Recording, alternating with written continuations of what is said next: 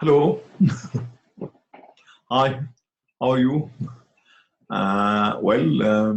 We have to get used to this new way of meeting online. If you come and open your laptop and connect at the time of the lecture, or looking at this recording whenever you can at home. We are suffering, in fact, the consequences of globalization. Globalization, as I told you, does not mean only intensity and velocity and impact of the movement of goods, services, people, news, but also intensity and velocity and impact of the movement of diseases. So the world now is suffering, one dimension of globalization. This is globalized epidemics. We are suffering, in fact, people in Egypt, in Italy, in France, in Spain, in the United States, in Gulf countries, still in China, and some countries of East Asia. All of them are suffering from the impact of this COVID-19 or coronavirus. Schools had to close in many countries. In France, schools, universities, cafes, restaurants, cinemas are also closed.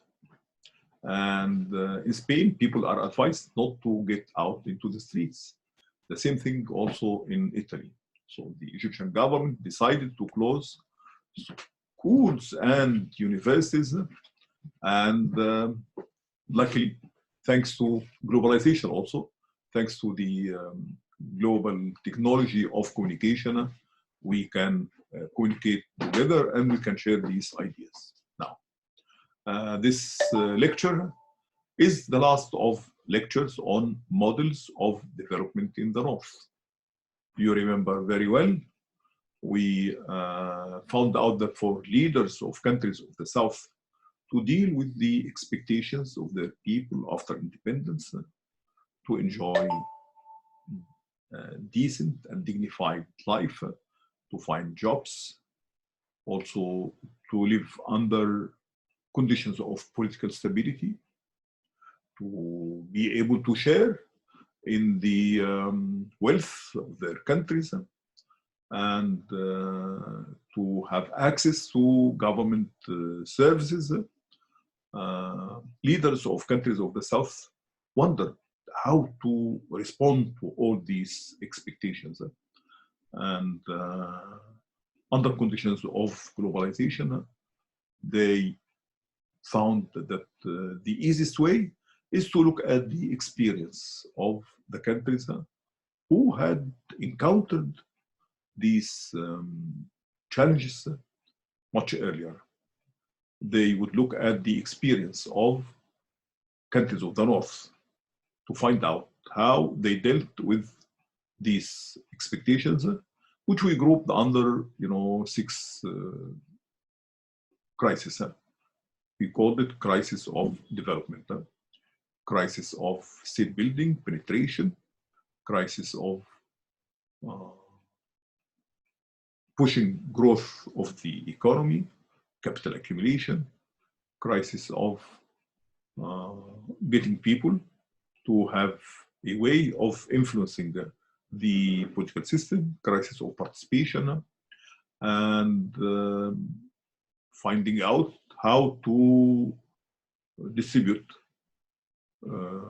government services, goods and services, incomes and wealth among different social classes, different regions, different ethnic groups, men and women, the present generation and future generations. This is the crisis of distribution. And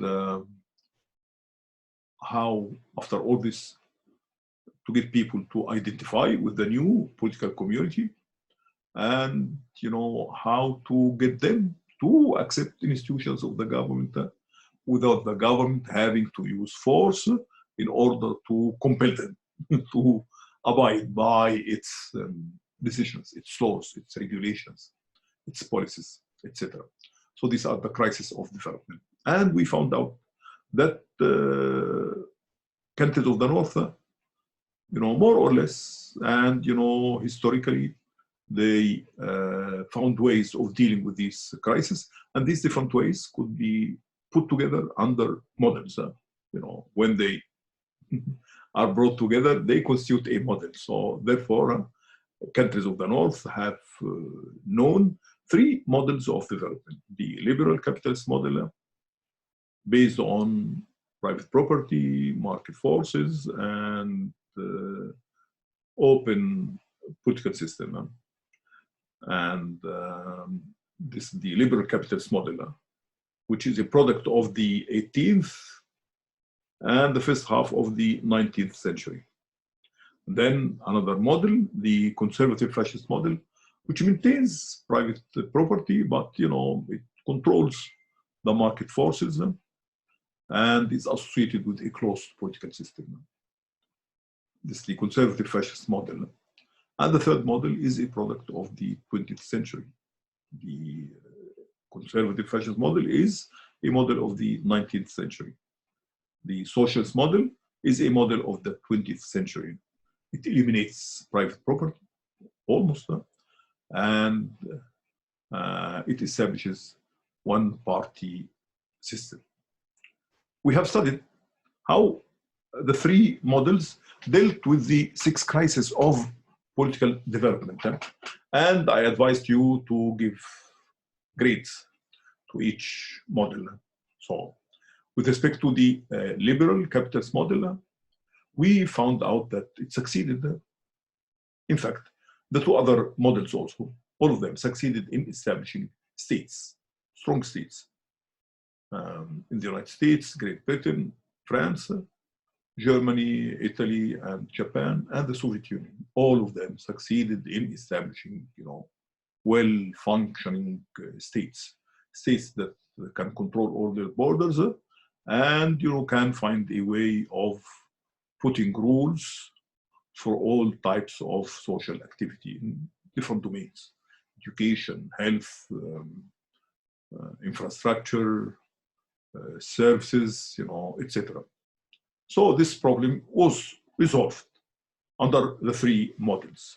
All of them succeeded. All of them were associated with strong states.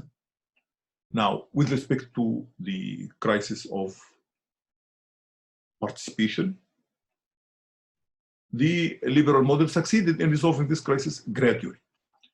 It was not characterized from the beginning with open participation for everybody. The right to vote were limited to a small group of people. If you allow me, I'll drink some tea. But gradually, it extended the right to vote. It allowed people to establish professional associations, trade unions, citizen societies, and political parties. And power would be transferred through the ballot box. This came gradually, but it succeeded in resolving this crisis.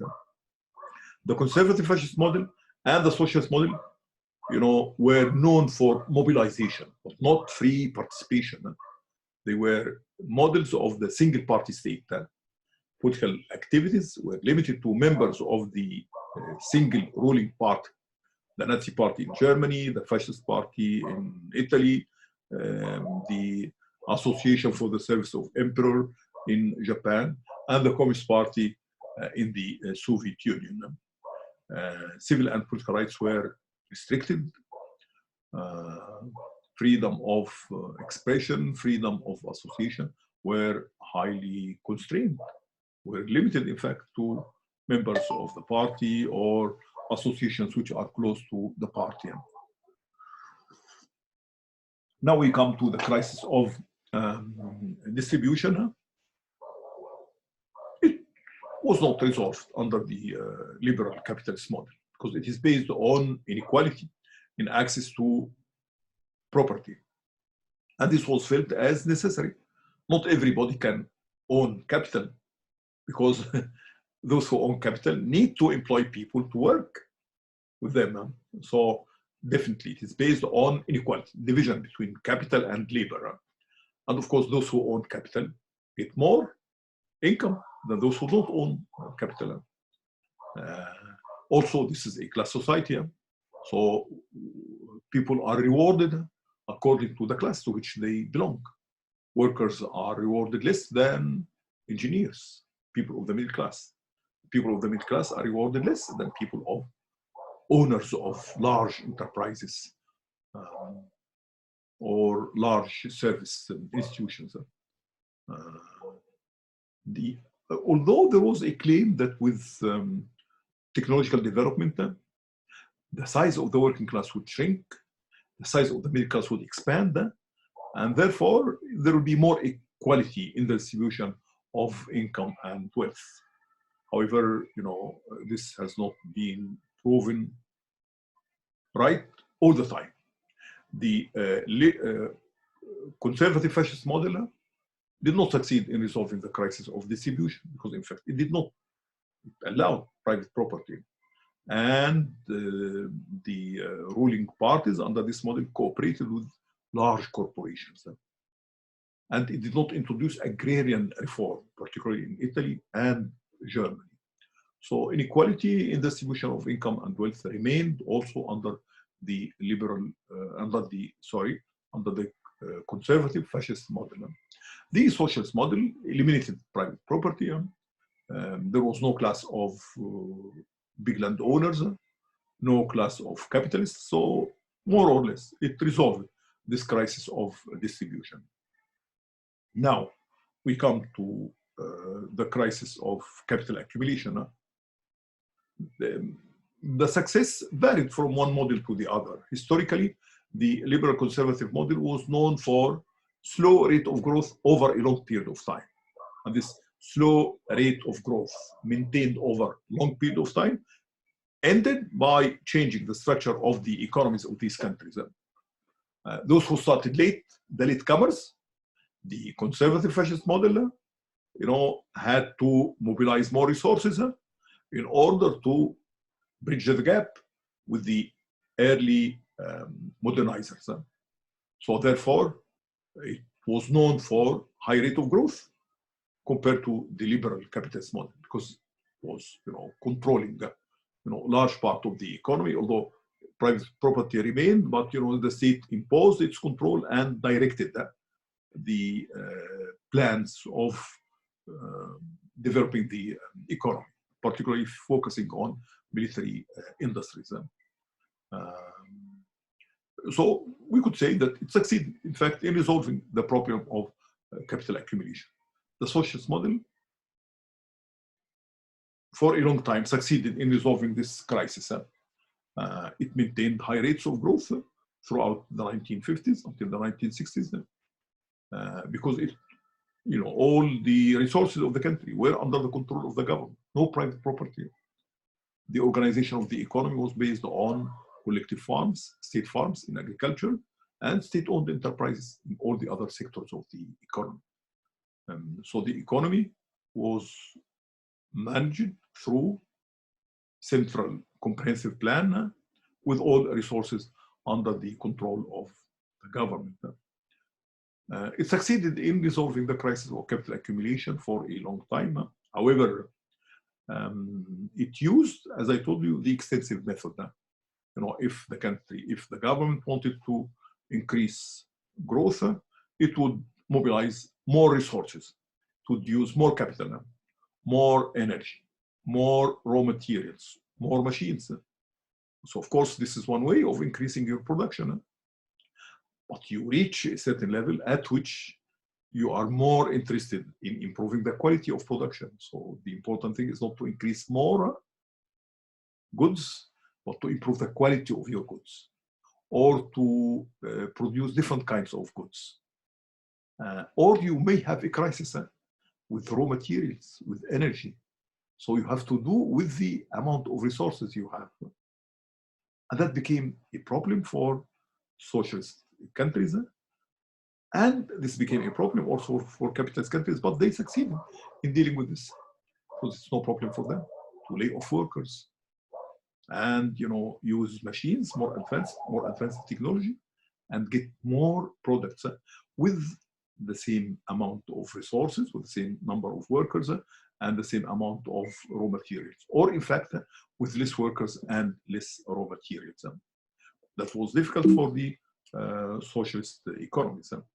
So therefore, the rate of economic growth in socialist economies in the 1980s slowed down tremendously.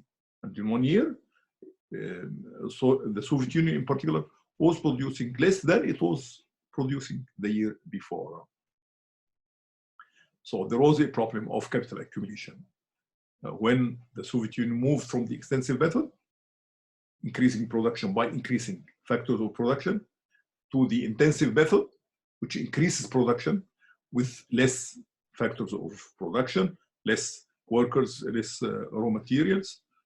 So that it failed. The Soviet Union failed in achieving modest, reasonable rates of growth when it tried to resort to the intensive method of production. Now we come to the crisis of identity. This is bringing different people of different cultures, different ethnic origins, different languages, to identify with the new political community.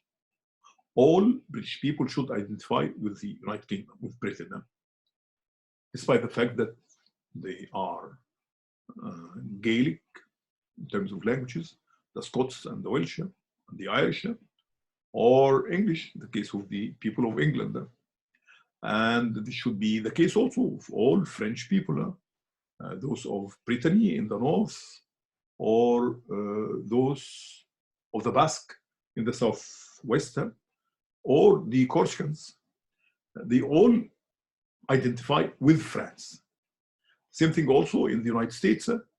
People who came originally from Africa, or from the Americas, or from Spain, Germany, Great Britain, all of them should identify with the United States. Now, the three models succeeded in resolving this crisis in different ways. The liberal model resolved this crisis its own way. It allowed the different groups to be represented. Some sort of autonomy, not very much, historically inherited, was left in Great Britain.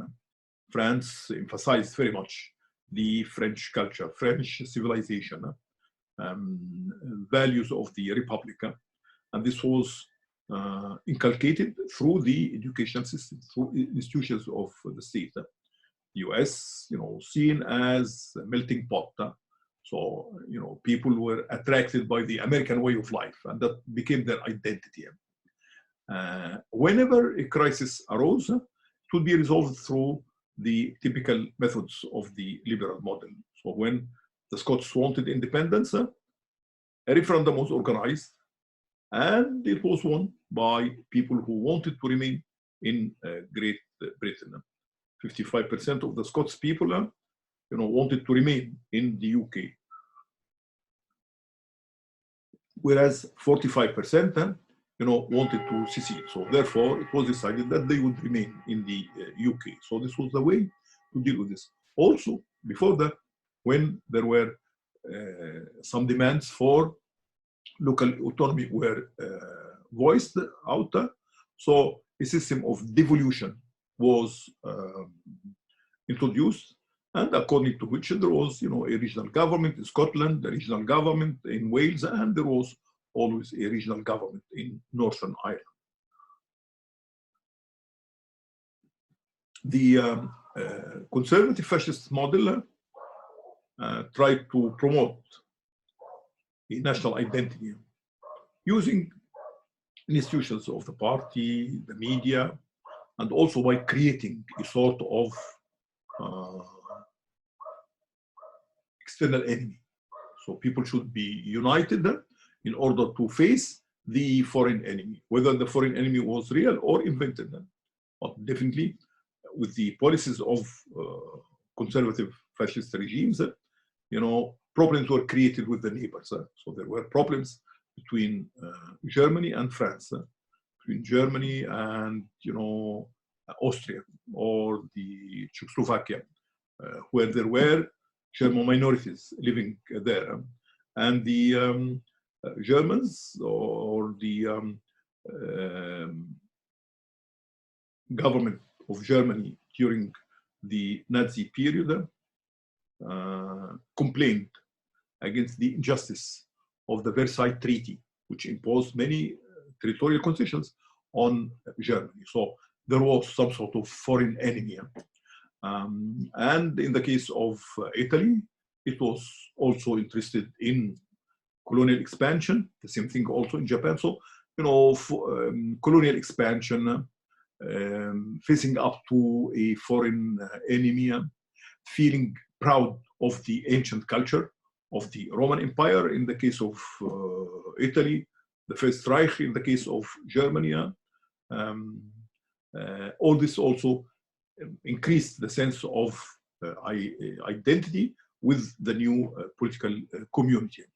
In the case of the socialist model, theoretically, it allowed the different national groups to have some sort of autonomy. The Soviet Union was organized on nationality basis. So there were 15 union republics.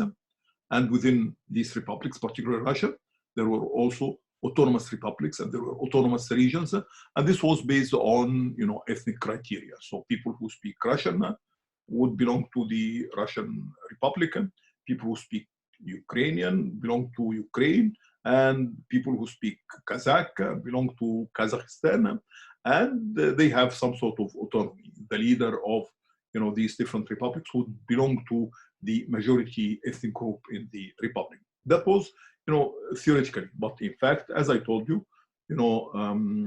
this was countered by the imposition of Russian names. This is a policy known as Russification, and also by getting Russians large numbers to inhabit major cities of the other republics. But a feeling was left that there was no equality among the different national groups in the Soviet Union, and that the Soviet Union was dominated by one nationality, meaning the Russians. So the problem of national integration, identity, was not resolved completely under the socialist model. Now, the crisis of legitimacy. The liberal model, because it succeeded, with the exception of the welfare state, with a better improved distribution of income and wealth, and with political participation, the institutions of the liberal capitalist system were voluntarily accepted by the people. There was no challenge to the institutions.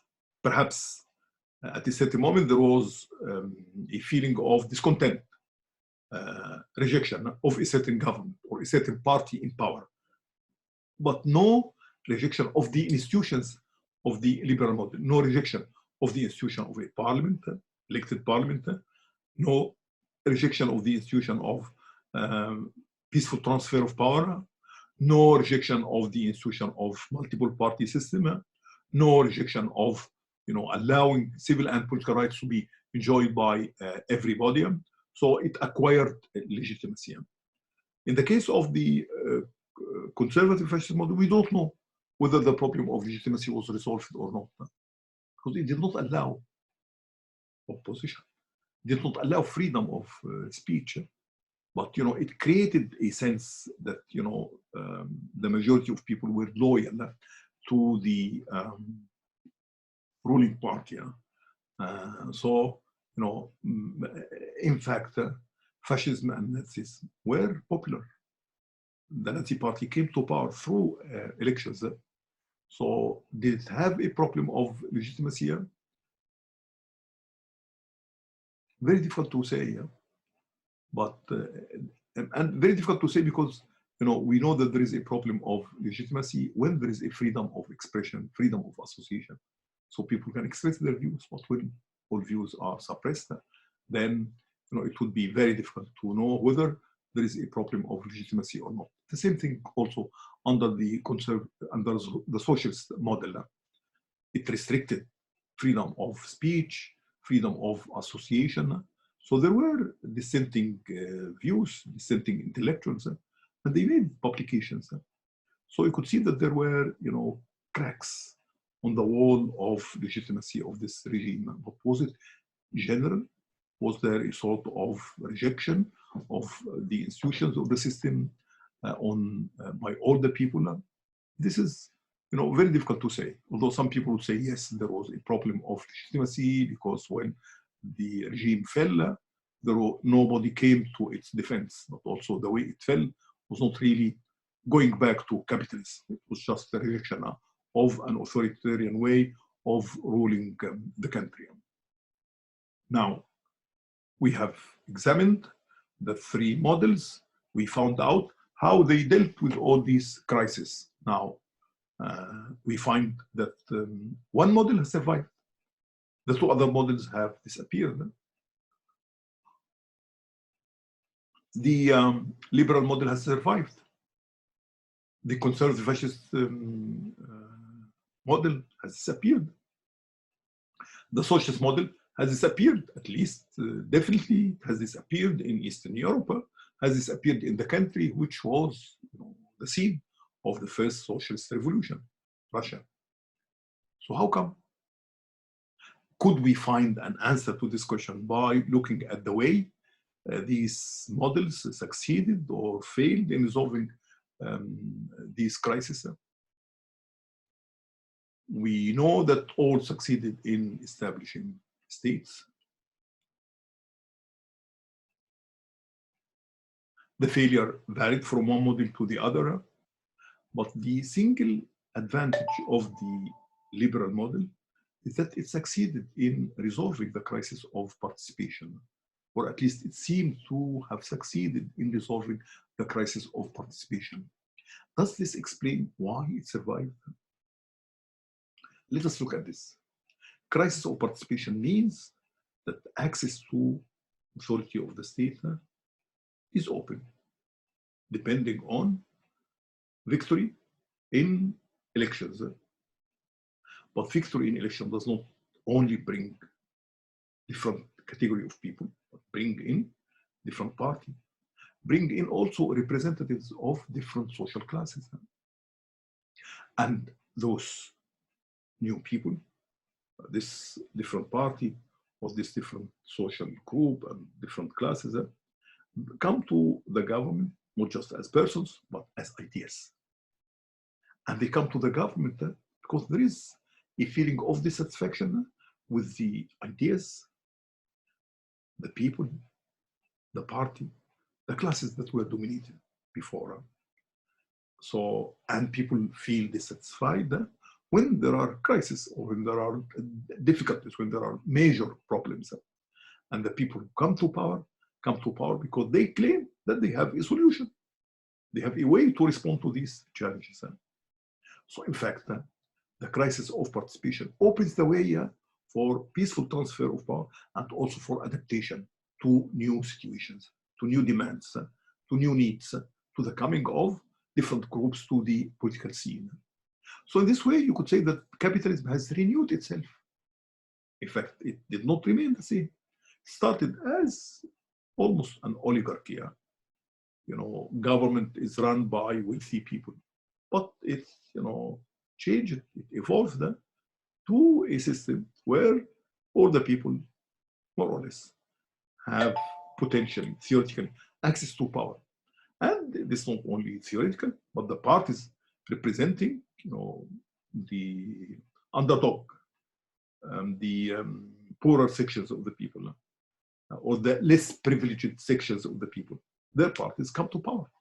The Labour Party came to power in Great Britain. The Socialist Party, together with the Communists, in fact, came to power in France. And the Democratic Party, which really does not represent the workers, but it includes the workers as one of its pillars, came to power in the US. And the Labour Party, when it came to power in the United Kingdom, it came with new ideas, came with the idea of welfare state and more intervention by the state in the economy. The Democratic Party in the US also introduced some sort of, welfare services to a very limited extent.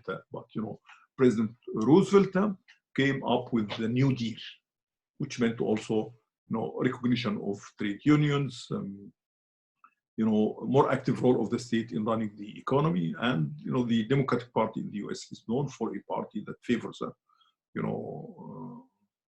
more taxes on wealthy people, more services for, working classes, etc. So this, through open political participation and free elections and peaceful transfer of power, the liberal capitalist regime succeeded in adapting to new situations.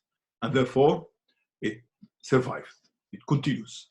And it seems to be the best model, the most attractive model now. It exercised not domination in the old system, but hegemony.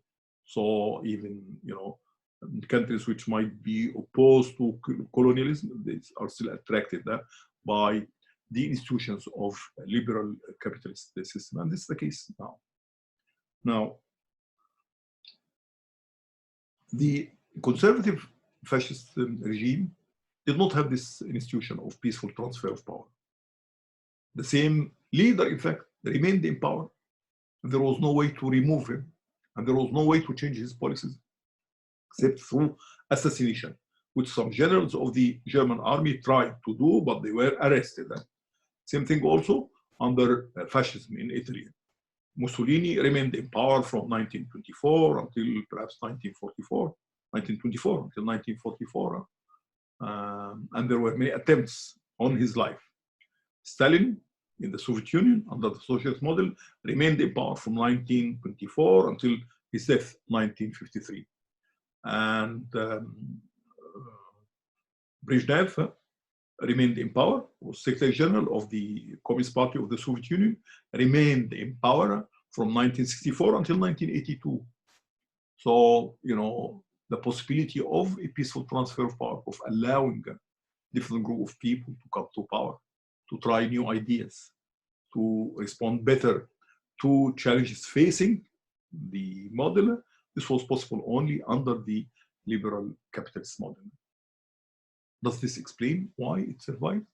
I leave it to you to decide how important is the possibility of peaceful transfer of power to allowing a certain system to continue and to adapt.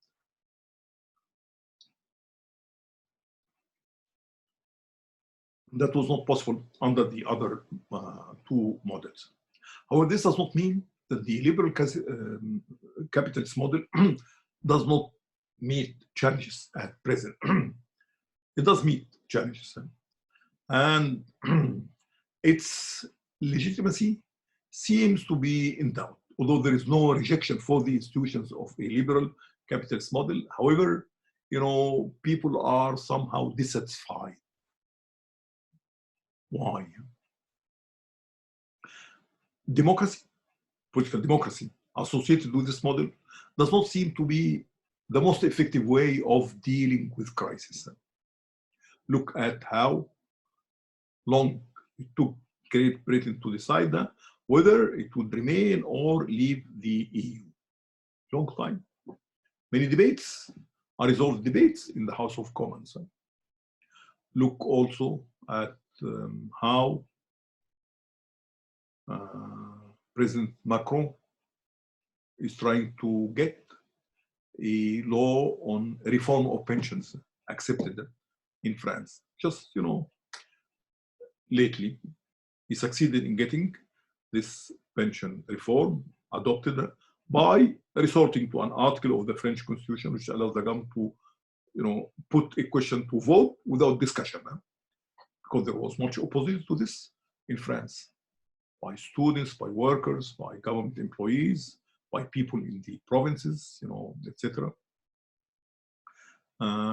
So the liberal democratic system is not good at acting decisively to resolve any problem. And this causes, some dissatisfaction among the people. Secondly, it is clear now that the distribution of income and wealth is not only unequal, but it is increasing in its inequality. And this you have seen through the studies by Thomas Piketty, the report of the United Nations Development Program, which you have read them. So there is a feeling that, inequality is growing under the liberal capitalist model. And this inequality is serious because it is not its impact is not limited only to the economy, but it extends also to politics. Because people who own wealth own also media. So media control is in the hands of wealthy groups. I give you the example of Mark Zuckerberg, the wealthiest man in the world, and he's also, owner of Washington Post and, Facebook and other media. And Mr. Murdoch, wealthy man, who owns, media groups in different countries, Australia, UK, United States, etc. And the importance of this is that, people, when they vote on the basis of ideas, news, they get through the media. So if the media are in the hands of a small group of people, this means that those people don't only own wealth and the minds of people, but they own the government. They have the government to act according to their wishes because they fabricate public opinion. So, socio-economic inequality is also politically important. So this, again, another crisis of the liberal capitalist model. The third defect is incapacity to deal well with globalization.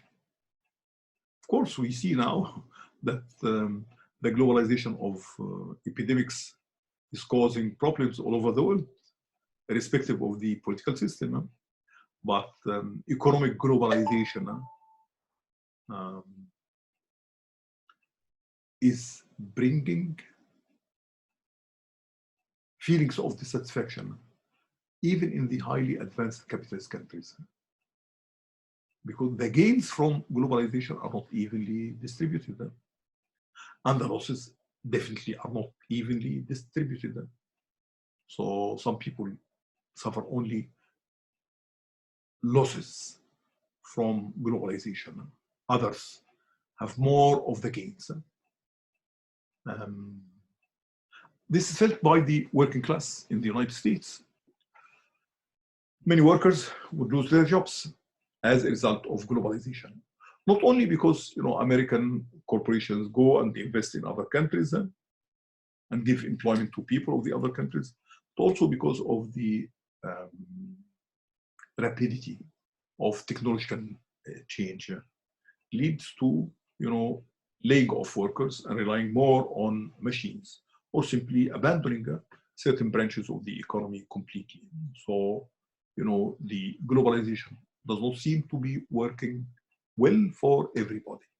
I told you that the globalized class, the globalized society, is a 80% society.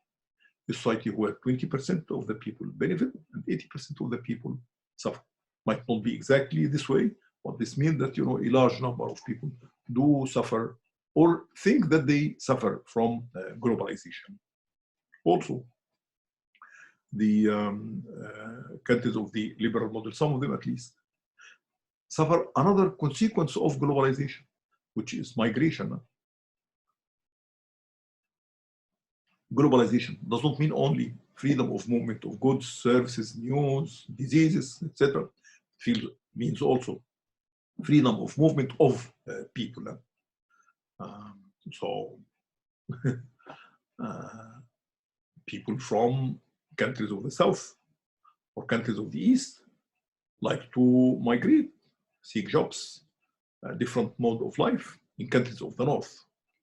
So Mexicans and the people of Central America like to go to work in the US or to live in the US.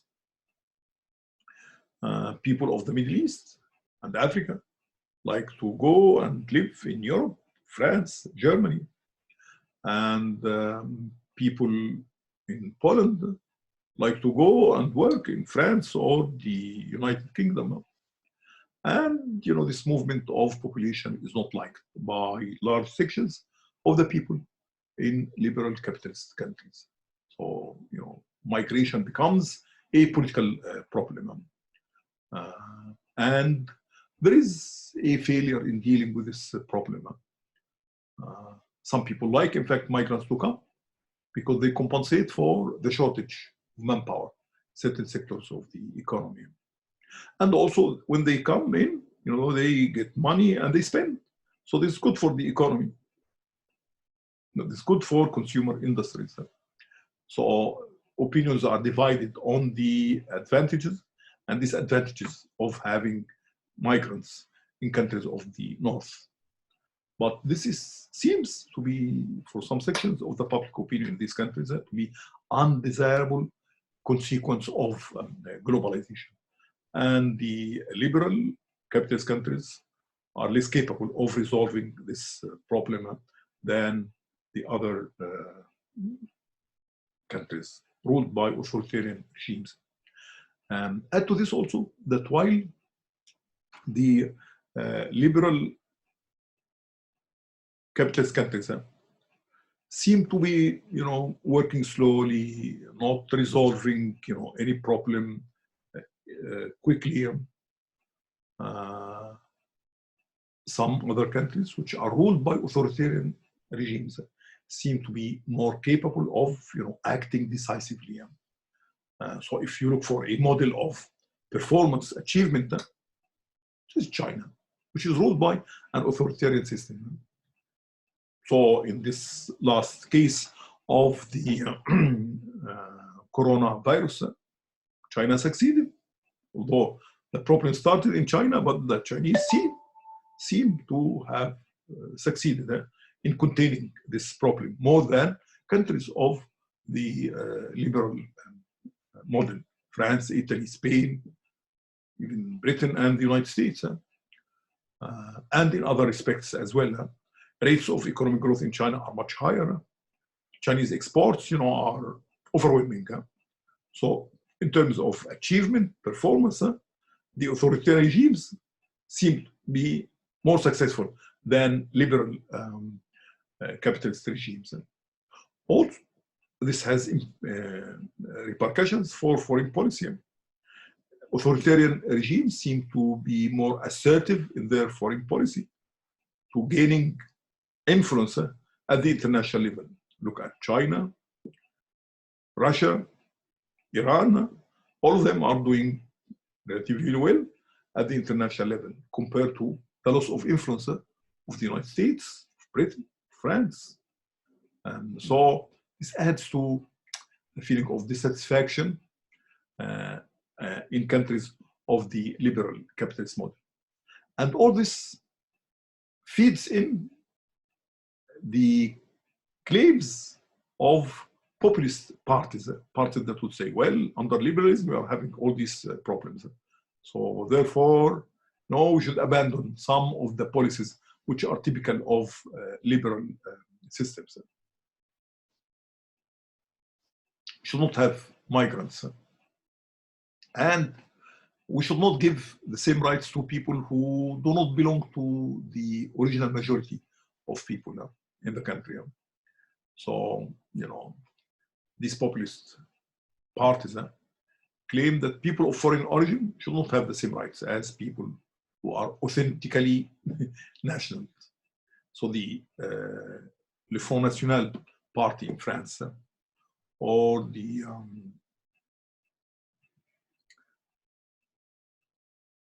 Boris Johnson supporters in Great Britain and supporters of the party for the independence of the United Kingdom, or the supporters of alternative in Germany. All of them claim that people of foreign origin and manifestations of foreign culture should not be allowed. So there should be minarets in Germany. People, Muslim women, should not be allowed to go out wearing the veil in France. And the presence of Muslims in France seen as a threat to the national culture. The same thing also in Austria, which is adopting also this model. So, you know, the rise of populist parties, in fact, undermines support for the democratic values of a liberal model. So all these are challenges faced by the liberal model at present. Now, the socialist model, if you know people can think of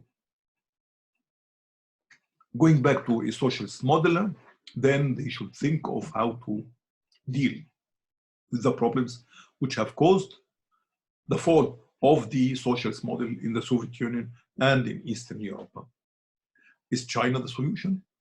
The Chinese claim to be adopting socialism with Chinese features, which means that it is not pure socialism as it was known in the Soviet Union or as it was known in China itself before the reforms which were introduced in 1978, 1979. Some problems, you know, are being debated by socialists now. First of all, running a socialist economy, succeeding in achieving capital accumulation. Does this come only from an economy dominated by public ownership,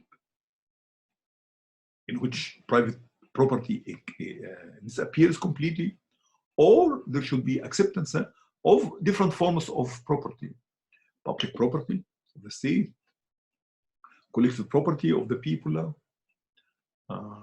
private property, and even, you know, foreign investment. And how the economy should be run.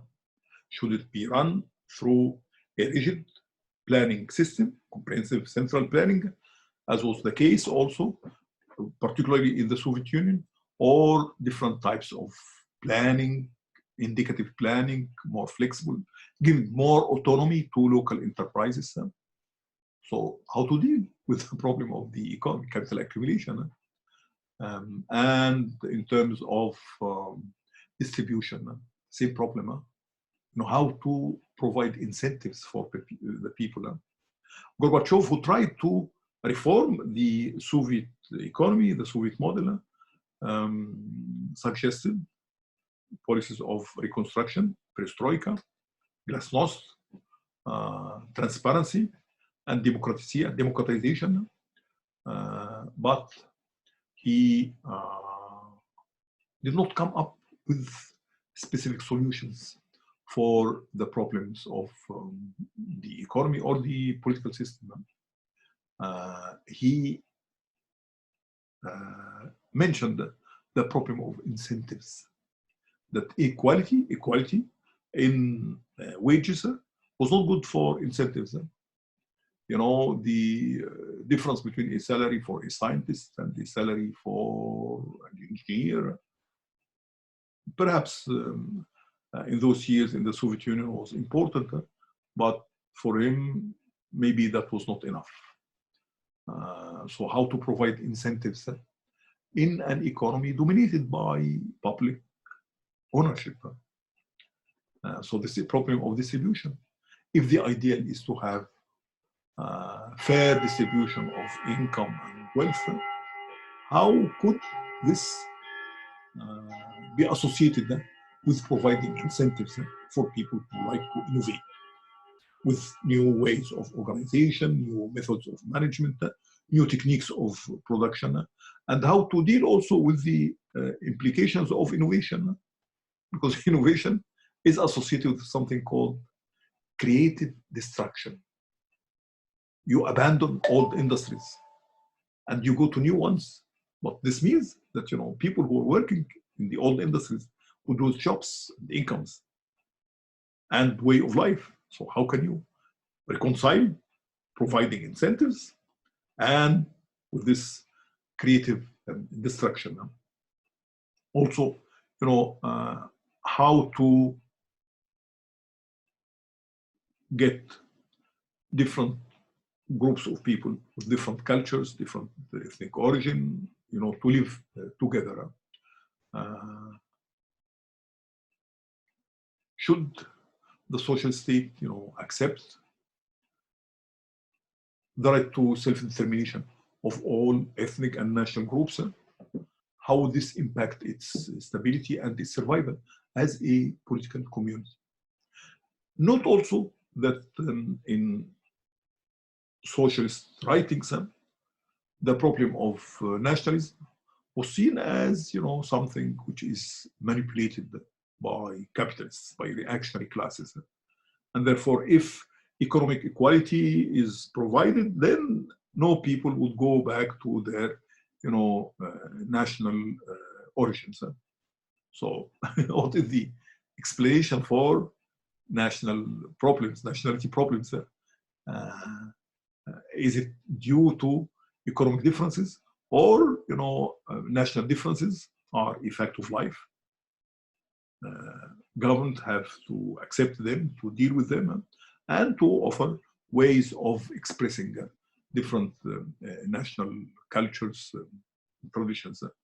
This would be a way of resolving the crisis of identity. Then, should socialism be associated always with a single party system, a restriction on civil and political rights? Or socialism could also be associated with a multi-party system, allowing different opinions to be expressed, allowing freedom of association, allowing transfer of power through the ballot box. But in the Marxist analysis, a political party represents a class. So should allowing a peaceful mechanism for the transfer of power be open also for the capitalist classes who are opposed to socialism? Should be open also for them to come back? Or people who might espouse ideologies hostile to the socialist ideology, should they be allowed to participate in this open arena for political interactions, and therefore have the possibility to come back to power? So what are the limits of freedom of association, free elections under a socialist model? This also is another challenge to people who believe in socialism. Then how to adapt to the conditions of a globalized economy? Globalized economy means that the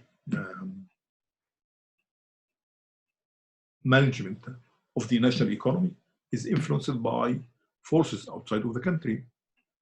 Should freedom of the movement of capital be allowed? Wouldn't this influence conditions of employment, salaries and wages of people who are working in globalized industries? And how to shield the country against the volatility in the international market? So these are some of the challenges which should be faced by people who still aspire to socialism. Now, the conservative fascist model, and I'm about to finish my tea. The conservative fascist model has disappeared. The three countries, Germany, Italy, and Japan, were defeated in the Second World War. and were occupied, in fact, the three of them by the United States.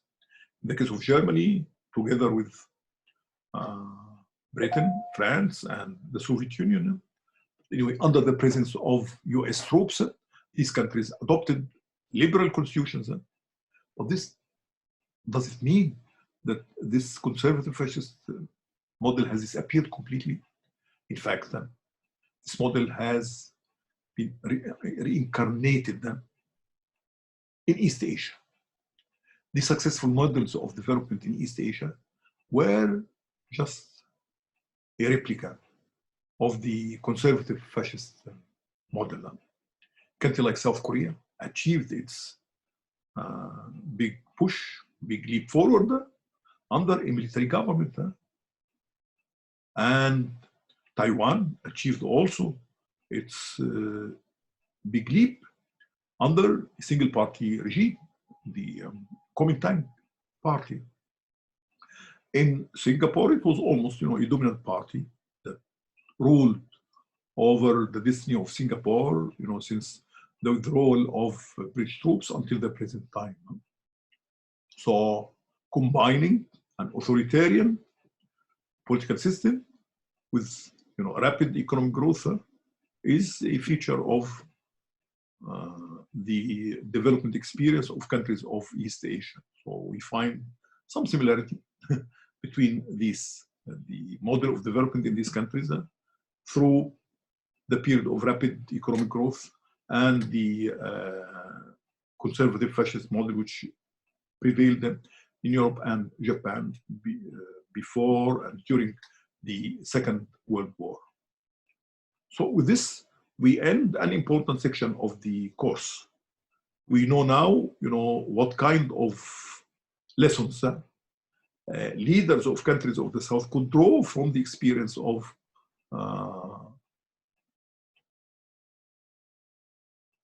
advanced countries, their three models. So now they might not be satisfied with the answers, but there is no clear answer. The conservative fascist model succeeded and failed in resolving some crisis of development. The same thing with the socialist model, and the same thing with the liberal model. So there is no clear answer. Now, if you say, well, we adopt the liberal model, then you have to accept income inequality and political domination of wealthy groups in society, and some sort of inefficiency in the work of the government. The government, does not act decisively because there are always people who would oppose the government. The conservative fascist model, of course, it suppresses, freedom of opinion, and it causes problems with neighboring countries. Socialist model, you have to think of different ways of running socialism. So let us look to scientists, theoreticians. What do they say?